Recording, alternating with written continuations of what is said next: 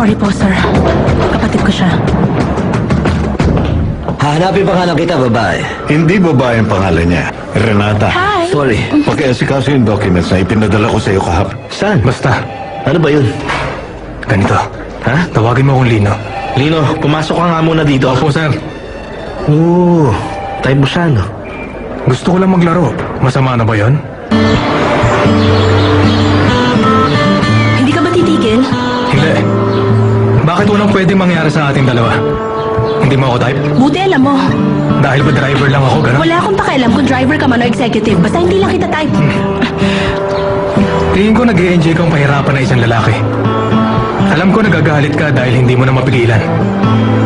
Kinikilig ka sa akin, ano? Ngayon mo sabihin sa akin hindi mo ako gusto.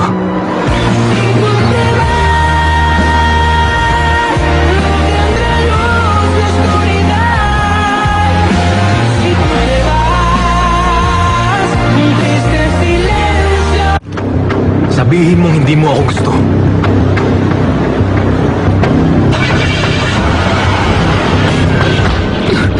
Subukan mo pang... Magpakatino ka!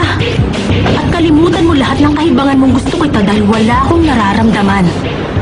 Hindi ako makasagot dahil kinakabahan ako. Hindi porke may itsura ka, gusto ka ng mga tao. Baliw. Mag-iingat ka sa kanya. Makamandag siya. Sa'yo ako dapat nag-iingat.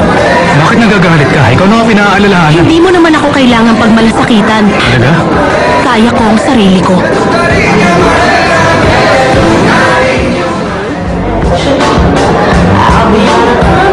Ay, hindi naman. Pwede ba, Esther? Ako ba? Sige, anong gusto mo? Sushi ba o itong sandwich? Inumin ang gusto ko. Inumin ba? Sandali. Orange juice o Pwede ka champagne? bang isayaw? Si Esther ang kinakausap ko.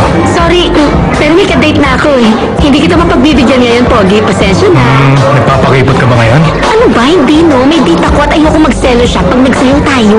Sino? Hindi ko sasabihin. Sa akin mo pa tinago. Sino siya? Esther, kinuha kita nito. Hindi ko alam kung magugustuhan mo eh. Okay, heto na siya. Doon tayo sa kabila. Gusto kong maupo. Sige, Bye-bye! hindi ba ako Sige, nakabay? Abel. Doon na muna kayo. Tara na. Okay. Iniwan ka na lang ni Esther sa kinabubusitan mo. Nakakagulat din naman ang katalinuhan mo, no? Nakakagulat ang kagandahan mo. Kumain ka muna. Ng tuna.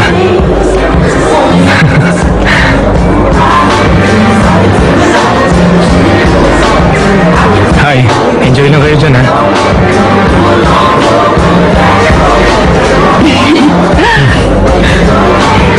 Hello. Hi. Napilit ako ni Hernan. Okay lang ba sa'yo? Invited kita. No, you did not. Inimbitahan kita. Tinext kita ng address at ng oras kanina lang. Ayan, oh. Look. See? Ito niya dala mo sa ibang contact. Martinez yan, honey, at hindi Martinez. Talaga? Lumilipad ba?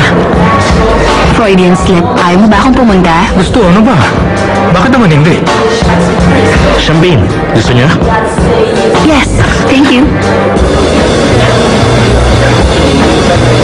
You look good. Ikaw rin. Si tita, May pinuntahan lang siya at pipilitin niya sumunod mamaya. Thanks. Medyo strict ang diet na ginagawa ko ngayon, pero kaya ko naman eh. talaga? Nakakagulat, no? Nasaan si Ma'am Nina? Wala, no? Napansin mo rin? Malamang dahil yun sa babae nakabantay kay Sir. Si Marcia at Sir Lorenzo? Walang namamagitan sa kanila, pero I'm sure laging dasal yun ni Marcia. Tignan mo ang damit ni Martina, mukhang pinagkaabalahan. Maganda siya ngayon, ha? Okay lang, steady. Mabait naman siyang babae, eh. Lagi silang magkatuluyan ni Lautaro. Sino? Ayaw mo ba? Hindi ko naman sila nakikita, eh. Lasing ka na ba agad, Renata?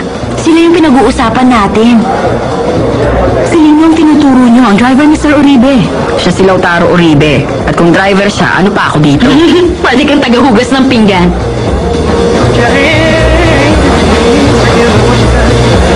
Ano bang gusto mong maging trabaho niya? Nagbibiro lang ako nung sinabi kong siya ang driver ni Sir. Renata! Renata! Anong gusto mo? Sandali. Bitiwan mo Huwag mo ako. naiintindihan na nangyari sa inyo kanina ni Maria Angeles. Boss ko ang bahala sa kanya. Matatanggal Alam na mo, siya. tama ka. Dapat talagang natatanggal ang mga tao na ngaabala ng kasamahan sa opisina habang buhay. Ako ba yan? Ewan.